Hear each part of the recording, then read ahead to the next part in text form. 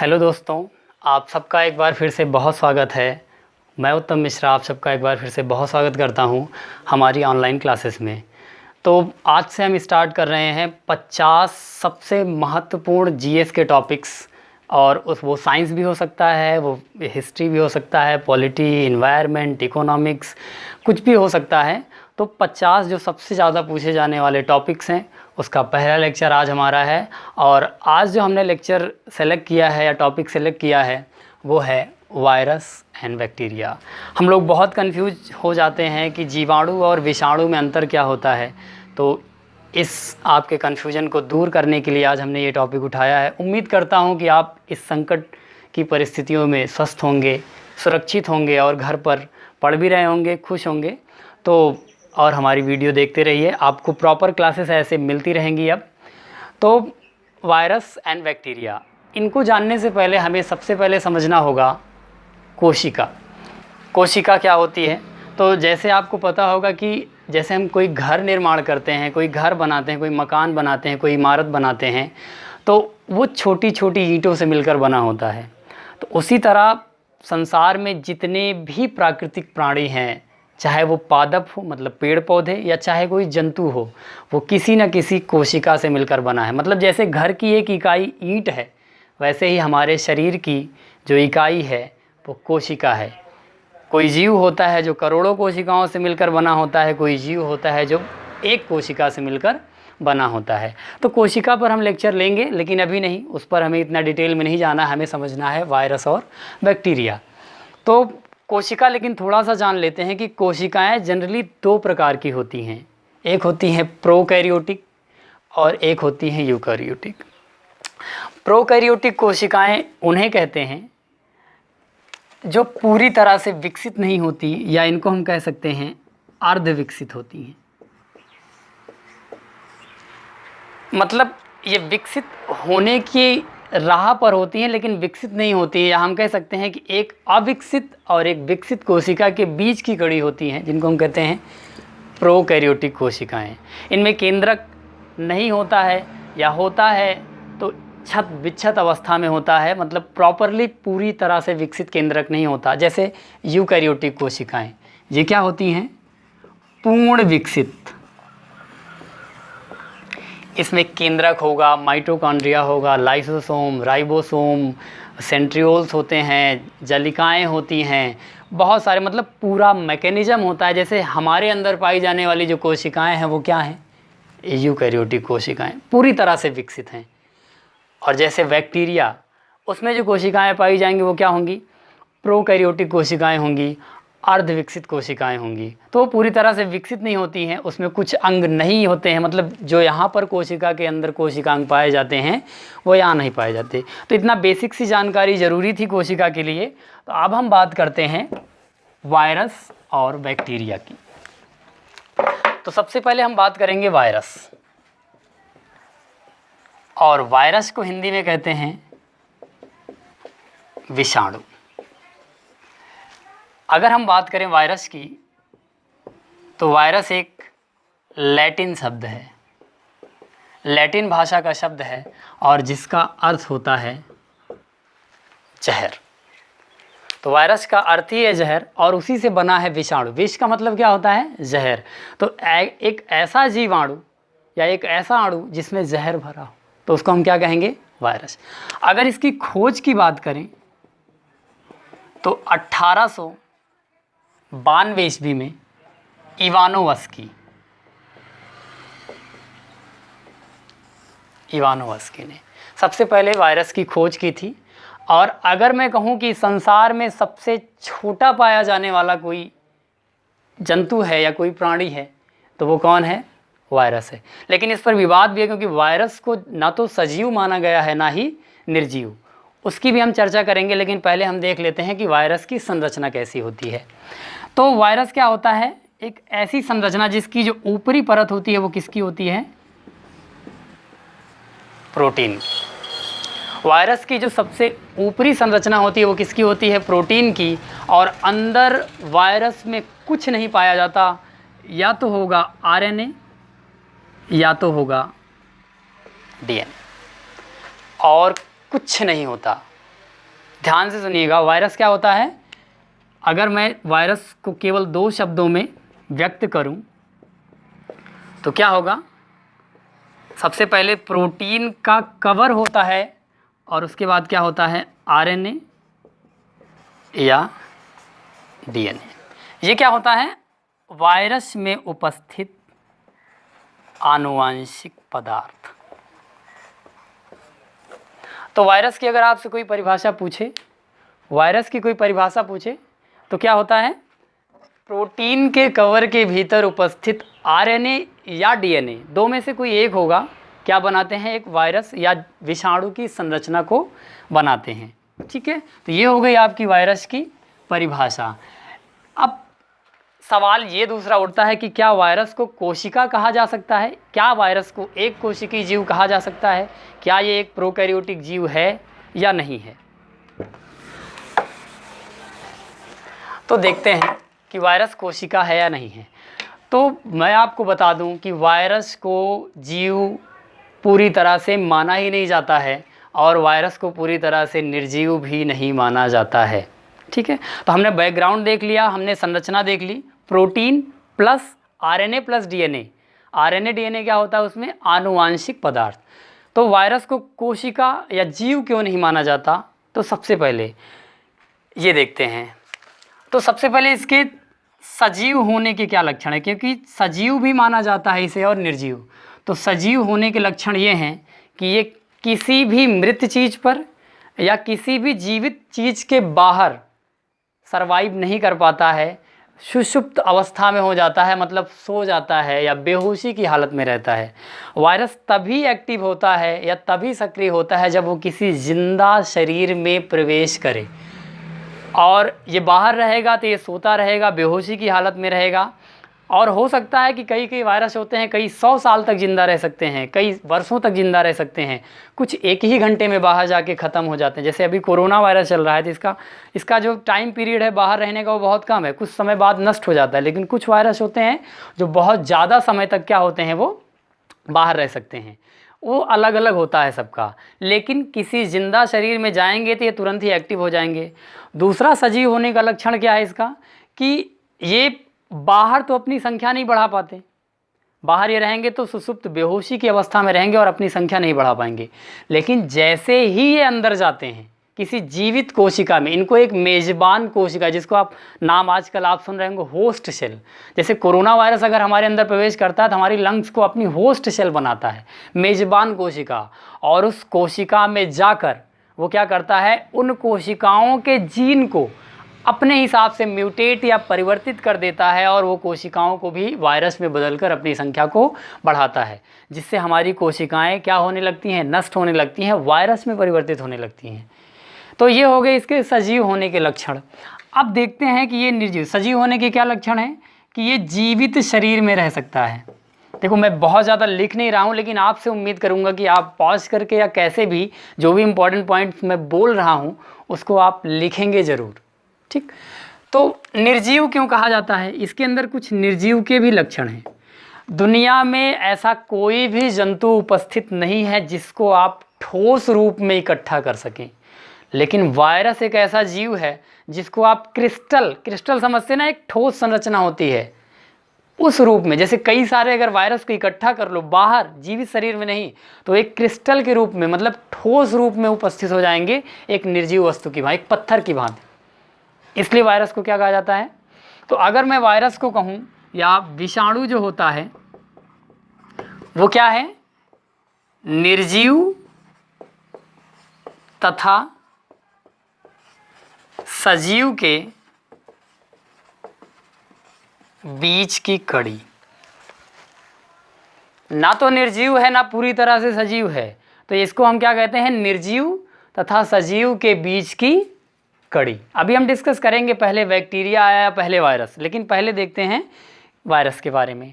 अब सवाल ये उठता है, हाँ एक चीज़ और आपको बताना भूल गया कि दुनिया में जितने भी जीव हैं, बैक्टीरिया से लेकर व्हेल तक, मतलब सबसे छोटे प्राणी से लेकर सबसे बड़े प्राणी तक, उनके बीच या उनकी कोशिका में जो आनुवांशिक पदार्थ जानते हैं, जो एक पीढ़ी से दूसरी पीढ़ी तक लक्षणों को ले जाते हैं, आपका जो रिजेम्बलेंस है, आपका जो बाहरी अपीयरेंस है, आपके शरीर की संरचना है, वो आपके माता पिता से मिले आनुवांशिक पदार्थ, जिसको जीन्स कहते हैं, उस पर डिपेंड करती है। तो उसी तरह दुनिया में जितने भी प्राणी हैं, उनकी कोशिका में अगर कोई आनुवांशिक पदार्थ होता है तो वो केवल और केवल क्या हो सकता है? डीएनए। लेकिन अगर वायरस की बात करें तो यहाँ पर आनुवांशिक पदार्थ डीएनए भी हो सकता है और आरएनए भी हो सकता है। बहुत इम्पॉर्टेंट ये पॉइंट है। अगर आपसे सीधा सा सवाल पूछ सकता है कि किसी भी विषाणु में आनुवांशिक पदार्थ होता है, डीएनए, आरएनए, कोई नहीं, दोनों। तो या तो डीएनए भी होगा या आरएनए होगा। जैसे आपका कोरोना वायरस अभी निकला है, तो ये कैसा है? एक आरएनए वायरस है, डीएनए वायरस नहीं है, आरएनए वायरस है। तो उसमें आनुवांशिक पदार्थ क्या है? लेकिन ये केवल विषाणु के संबंध में है। बाकी दुनिया में विषाणु के अलावा जितने भी प्राणी हैं, सबका जो आनुवांशिक पदार्थ है वो डीएनए होता है। ठीक। अब दूसरा सवाल कि क्या सारे वायरस जो होते हैं, सारे विषाणु जो होते हैं, वो हानिकारक होते हैं? तो नहीं, ऐसा नहीं है। सारे वायरस हानिकारक, कुछ वायरस होते हैं जो हमें लाभ भी प्रदान करते हैं, जो हमारे लिए लाभदायक होते हैं। तो देखते हैं। उम्मीद करता हूँ आप इम्पोर्टेंट पॉइंट्स लिख जरूर रहे होंगे, मैं लिख बहुत कम रहा हूँ। एक वायरस होता है जिसका नाम है बैक्टीरियोफेज। आप इसको लाभदायक, बैक्टीरियोफेज, ये एक ऐसा वायरस है जो बैक्टीरिया है वायरस, लेकिन ये करता क्या है? बैक्टीरिया में बीमारी पैदा कर देता है। और ये कहाँ पाया? मैं आपको एग्जांपल दे रहा हूँ। ऐसा क्यों कहा जाता है कि गंगा नदी का जो अपने पानी है, वहाँ जाने के बाद जो है रोग ठीक हो जाते हैं? क्यों? क्योंकि वहाँ पर ये वाला वायरस पाया जाता है पानी में। ये करता क्या है कि अगर आपको शरीर में कोई घाव है, कोई चोट है, तो उस पर कोई भी बैक्टीरिया है, आपके शरीर पर कोई भी बैक्टीरिया है, तो उसको नष्ट करने का मादा रखता है। और ये कहाँ पाया जाता है? गंगा नदी के पानी में भी पाया जाता है। तो ये वायरस बैक्टीरिया को बीमारी काज करता है। तो अगर कोई भी हानिकारक बैक्टीरिया आपके शरीर पर है तो उसको ये क्या करेगा? बीमारी पैदा करके नष्ट करेगा। तो ऐसा नहीं है कि सारे वायरस क्या होते हैं? हानिकारक होते हैं। कुछ लाभदायक भी होते हैं और कुछ हानिकारक भी होते हैं। तो ये बैक्टीरियोफेज क्या है? लाभदायक विषाणु है। ठीक है। अब वायरस भी कई तरह के होते हैं। अभी मैं वायरस और बैक्टीरिया के बीच में अंतर बताऊंगा। एक होता है आपका alpha virus, beta virus, gamma virus. तो ये कई तरह के वायरस होते हैं। जैसे आपका अभी जो आया है कौन सा? Corona virus. ये कैसा है? ध्यान देना, एक करंट का भी टॉपिक है। तो कोरोना जो आपका आया है, कोव-2, कोरोना वायरस 2, ये कैसा है? Alpha virus. इसी तरह आपका जो अभी आया यादा वायरस, एक ब्राज़ील में आया था, यादा, ये भी कैसा वायरस था? Alpha virus. बहुत डिटेल में जाने की ज़रूरत नहीं है। जैसे चिकनगुनिया का जो वायरस होता है, वो भी कैसा वायरस है? अल्फा वायरस होता है। ठीक। अब थोड़ा सा हम बात करेंगे बैक्टीरिया की। विषाणु के बारे में आप जो भी इम्पोर्टेंट लगे आपको, बहुत सारी मैंने ज़रूरी बातें बताई हैं, आप नोट ज़रूर कर लेना। अब बात करेंगे हम बैक्टीरिया की। देखो, बैक्टीरिया जो शब्द आया है, ये ग्रीक वर्ड से आया है, जिसको आप कहते हैं, ये वर्ड कौन सा है? बक्टोरिया। बक्टोरिया से बना है बैक्टीरिया। और बैक्टीरिया का जो मतलब होता है, वो होता है छोटी छड़, स्मॉल रॉड। अब ये छोटी छड़ नाम क्यों पड़ा? क्योंकि अगर मैं आपको बताऊं तो 1676 में एक डच वैज्ञानिक थे, एंटोनी वान ल्यूवेनहॉक। 1676 एंटोनी वान ल्यूवेनहॉक। ठीक है। तो इन्होंने सबसे पहले बैक्टीरिया की क्या की थी? खोज की थी। बैक्टीरिया की क्या की थी? खोज की थी। और जो खोजा था बैक्टीरिया, उसकी आकृति कुछ छोटी सी रॉड जैसी थी, इसीलिए इसको क्या नाम दे दिया गया, बैक्टीरिया, जिसका मतलब है छोटी छड़। तो इसकी संरचना कैसी थी, छोटी सी रॉड के जैसी थी। हालांकि बाद में कुछ और बैक्टीरिया जो गोले होते हैं, कुछ और बैक्टीरिया जो ऐसे होते हैं, लेकिन पहला जो बैक्टीरिया खोजा था उसकी संरचना एक छोटी सी छड़ जैसी थी। ठीक है, अब हम आते हैं, ये तो हो गए खोजकर्ता, शब्द का ओरिजिन कहाँ से आया। अब हम देखते हैं कि बैक्टीरिया की जो संरचना होती है वो कैसी होती है। तो बैक्टीरिया सबसे पहले प्राणी गिना जाता है, कोशिका होती है, वो भी कैसी कोशिका। बैक्टीरिया क्या होता है, एक कोशिकीय जीव है, एक ही कोशिका होती है, और ये क्या होती है, कैसी कोशिका होती है, प्रोकैरियोटिक। प्रोकैरियोटिक मतलब इसमें जो क्या होती है, केंद्रक जो होता है वो पूरी तरह से विकसित नहीं होता, कोशिका पूरी तरह से विकसित नहीं होती, लेकिन होती कोशिका है, तो एक जीवित जीव माना जाता है। इसमें निर्जीव वाला कोई कॉन्सेप्ट नहीं है, वायरस की तरह जीवित जीव माना जाएगा। अब इसकी संरचना कैसी होती है, तो इसकी भी संरचना कैसी होती है, एक ऊपर लेयर होती है जिसको आप कहते हैं इसकी कोशिका भित्ति, कोशिका भित्ति। अब ये कोशिका भित्ति किसकी बनी होती है, तो ये बनी होती है पेप्टिडो, इसमें जो मोस्ट पार्ट होता है वो होता है पेप्टिडो ग्लाइकन। आपसे पूछ सकता है कि जो कोशिका भित्ति होती है वायरस बैक्टीरिया की, वो किसकी बनी होती है, तो पेप्टिडो ग्लाइकन। अमीनो एसिड होते हैं और भी होते हैं, लेकिन सबसे ज़्यादा जो होता है वो, फिर क्या होता है इसमें, डीएनए होता है, डीएनए, आरएनए, राइबोसोम होते हैं और बहुत सारे अंग होते हैं। पूरी तरह से विकसित नहीं होती, लेकिन वायरस की अपेक्षा इसमें बहुत सारी चीज़ें होती हैं, हमें उस पर नहीं जाना, लेकिन बस इतना जान लो कि ये क्या होती है, एक बड़ी संरचना होती है। ठीक है, और हाँ, इसकी सबसे बड़ी बात, ये बाहर भी, मतलब हवा में बाहर भी अपनी संख्या बढ़ा सकते हैं, अपनी संख्या बढ़ाते हैं। मतलब वायरस के साथ ऐसा नहीं था, बाहर जाते थे सुप्त अवस्था में, लेकिन ये बाहर भी अपनी संख्या क्या कर सकते हैं, बढ़ा सकते हैं। इनको किसी होस्ट सेल की ज़रूरत नहीं है, किसी जिंदा शरीर की ज़रूरत नहीं है। तीसरी बात, वायरस जो होते हैं वो क्या होते हैं, बैक्टीरिया। वायरस की सबसे बड़ी खास बात थी कि वो किसी भी मृत शरीर, सड़ी गली चीज़ों पर नहीं रहता, लेकिन बैक्टीरिया क्या होते हैं, सड़ी गली मृत चीज़ों पर रहते हैं। इसीलिए इनको हम क्या कहते हैं, अपघटक, डीकम्पोजर। अपघटक का मतलब समझते हैं ना, जो कुछ चीज़ों को अपघटित कर दे। मतलब जैसे आपने कभी जानवर मर जाता है, कोई चीज़ सड़ जाती है, तो उसको क्या कर देते हैं, ये कुछ दिन में नष्ट कर देते हैं, अपघटित कर देते हैं। तो ये सड़ी गली चीज़ों पर पाए जाते हैं। अब अगली बात इसकी ये है कि क्या सारे बैक्टीरिया हानिकारक होते हैं, नहीं, ऐसा नहीं है।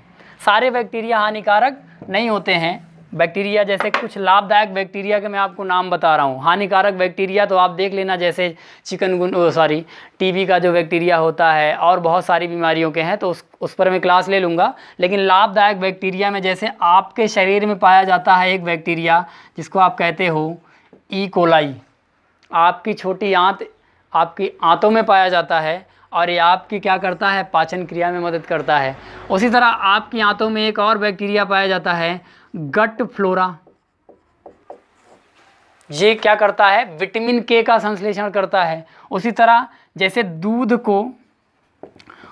से जो दही बनाने वाले बैक्टीरिया होते हैं, दही बनाने वाले, ये भी क्या हैं, नुकसान तो नहीं करते आपको, लाभ करते हैं। तो ये भी कैसे बैक्टीरिया हैं, लाभदायक बैक्टीरिया हैं। ठीक है, तो ये हमने बातें जानी थोड़ी सी बैक्टीरिया के बारे में, थोड़ी सी आपके वायरस के बारे में। अब हम इन दोनों के बीच में थोड़ा सा अंतर देखते हैं, जिससे आपको सारी चीज़ें समझ में आ जाएंगी। ठीक है, अंतर देखते हैं। तो एक तरफ हम लिखेंगे क्या, वायरस, और एक तरफ क्या लिखेंगे, बैक्टीरिया। ठीक है, तो बैक्टीरिया में अगर मैं बात करूं, पहली चीज़ तो क्या होती है, ये एक कोशिकी, बहुत इंपॉर्टेंट है ये। और ये कैसा जीव है, इसमें कोई कोशिका नहीं होती, कोशिका सिद्धांत से बाहर रखा गया है, इसीलिए हम इसको क्या कहते हैं, अकोशिकीय जीव है, क्योंकि निर्जीव भी होता है और ये सजीव भी होता है। ठीक है, उसके बाद इसमें क्या होता है, जो आनुवांशिक पदार्थ होगा वो क्या होगा, डीएनए होगा। आनुवांशिक पदार्थ क्या होगा, डीएनए होगा। और इसमें क्या हो सकता है, डीएनए होगा, आरएनए, कुछ भी हो सकता है। तीसरी बात पे आते हैं, तो इसमें क्या पाई जाती है,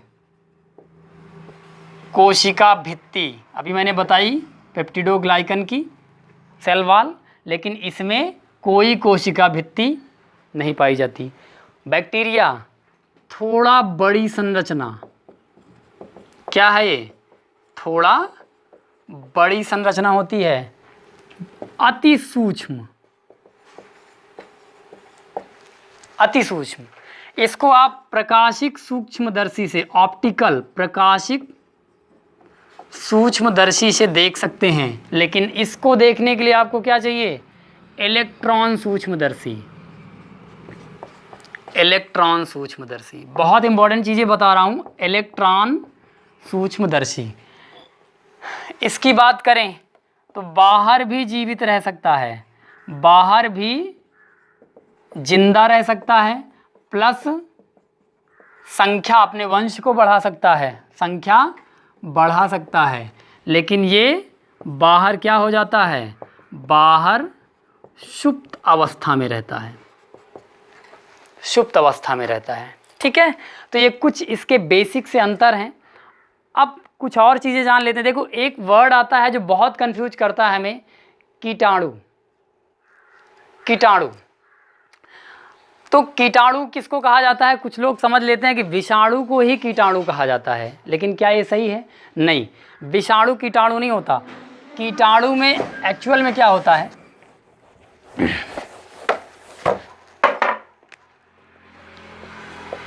कीटाणु, इसमें आपका वायरस भी आएगा, बैक्टीरिया भी आएंगे, प्रोटोजोआ भी आएंगे, छोटे और कृमि आ जाएंगे जो बीमारी फैलाते हैं या जो अति सूक्ष्म जीव हैं, तो कीटाणु। उसी तरह एक आपका एक वर्ड होता है माइक्रोब। माइक्रोब में क्या क्या आता है, विषाणु, कवक, जीवाणु, उसके बाद क्या आता है आपका प्रोटोजोआ। तो ये ध्यान देना कि माइक्रोब में क्या आता है, विषाणु, कवक, जीवाणु, प्रोटोजोआ। उसके बाद अगर मैं बात करूं, जो वायरस का जो अध्ययन होता है वो क्या कहलाता है, वायरस का जो अध्ययन होता है वो क्या कहलाता है, वायरोलॉजी। ठीक है, उसी तरह जो आपके बैक्टीरिया के खोजकर्ता थे ल्यूवेनहॉक, ल्यूवेनहॉक, ये क्या है, माइक्रोबायोलॉजी के फादर हैं, मतलब सूक्ष्म विज्ञान के पितामह के क्या कहे जाते हैं, ये फादर, क्योंकि सबसे पहले इन्होंने 1700। अब एक सवाल ये उठता है कि सबसे पहले वायरस आया या सबसे पहले बैक्टीरिया, तो खोज भले ही वायरस की बाद में हुई, लेकिन कहा नहीं जा सकता। अभी इस बात पर संशय है कि दुनिया में पहले कौन आया, वायरस या बैक्टीरिया। ठीक है, तो इस पर अभी कोई क्लियर नहीं हुआ है। उसके बाद अगर मैं बात करूं, एक और वर्ड आता है जूनोटिक। क्या होता है, आपने अभी सुना होगा कि जैसे कोरोना वायरस क्या है, एक प्रकार का अल्फा वायरस है, आरएनए वायरस है और जूनोटिक वायरस है। तो ऐसे वायरस या ऐसे कीटाणु या ऐसे माइक्रोब जो किसी जंतु से, किसी जानवर से, किसी मनुष्य के या हमारे शरीर में प्रवेश करते हैं और कोई बीमारी फैलाते हैं, तो हम कहते हैं जूनोटिक वायरस। और ये जो बीमारी होगी वो भी क्या होगी, जूनोटिक डिसीज होगी। तो ये ध्यान देना, जैसे आपका कोरोना वायरस किससे आया है, माना जा रहा है कि पेंगुलिन एक जीव था, उससे पहले चमगादड़ में गया, चमगादड़ से फिर हमारे शरीर में आया। तो ये म्यूटेट, मतलब इसने अपने जीन में परिवर्तन करके उसके लिए लाभदायक था, लेकिन हमारे लिए क्या हो गया, ये नुकसानदायक हो गया। तो जूनोटिक क्या होता है, किसी जंतु से जब ये बाहर आके हमें बीमारी पैदा करते हैं तब इसको कहते हैं जूनोटिक वायरस या बैक्टीरिया। ठीक है, तो इतनी बातें। हाँ, एक चीज़ और थोड़ा सा जान लीजिए कि वायरस अभी मैंने बताया आपका दो तरह का होता है, एक होता है डीएनए वायरस और एक होता है आरएनए वायरस। तो डीएनए क्या, आरएनए क्या होता है, सिंगल स्टैंडर्ड, और डीएनए क्या होता है, डीएनए की संरचना आपको पता होगा हमेशा जोड़े में होते हैं, डबल स्टैंडर्ड। सबसे ज़्यादा अगर आपसे पूछे कि इनमें स्थिर कौन होता है, तो जो आरएनए वायरस होता है ये स्थिर नहीं, ये अस्थिर होते हैं, बहुत जल्दी म्यूटेशन करते हैं, बहुत जल्दी ये परिवर्तन करते हैं अपने में, और ये क्या होते हैं, स्थिर होते हैं। ठीक है, तो इतनी बातें। तो उम्मीद करता हूँ कि आपको हमारी ये क्लास बहुत पसंद आएगी, बहुत पसंद आ रही है, और खुश रहें, सुरक्षित रहें, स्वस्थ रहें और हमारी क्लासेस देखते रहें। और जितना हो सके, जितना आप सक्षम हो, किसी असहाय जिसके पास संसाधन नहीं है उसकी इस संकट की परिस्थिति में मदद करें। धन्यवाद।